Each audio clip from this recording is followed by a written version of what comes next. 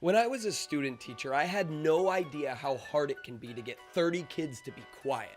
I'll never forget the first time my mentoring teacher let me teach her class. I'm thinking, I can finally show my teaching acumen. I mean, I did just go through 2 years of a teaching certification program. I mean, how hard could it be? So when all of the students came in the room and took their seats and were talking to each other, I moved to the front of the room and I said nice and calmly, "All right, guys, we're gonna get started." And they kept talking. So I said a little bit louder, I said, "All right, let's get going, guys." And no one even looked up at me. They just kept talking. So finally, I yelled over all of them. I said in this loud roar, I said, "Everyone, I need you to be quiet." And a few kids stopped talking, but the rest of the room just kept going on, and it didn't matter how loud I was. They couldn't hear me or didn't want to hear me. I turned to my mentoring teacher, Mrs. Steelman, who was in her 40th year in the classroom, and I'm like, "Help me, please." And I detected this twinge of a smile on her lips. She just got up from her seat and calmly walked to the front of the room. And then she just stood there and looked at the class. And then one kid in the front row saw her, and he turned to his friend and he says, "Dude, shut up." And another kid stops talking and he starts shushing his other friends. And then all of a sudden the whole room starts shushing each other. And within about 10 seconds, the class was silent. Steelman turns to me and goes, "All right, Mr. Muir, it's all yours."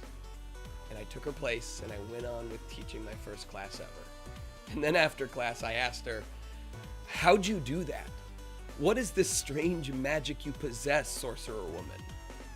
And she just told me that sometimes the best way to get kids' attention is to just look at them and maybe say, "I'll wait," and they will do all of the work for you.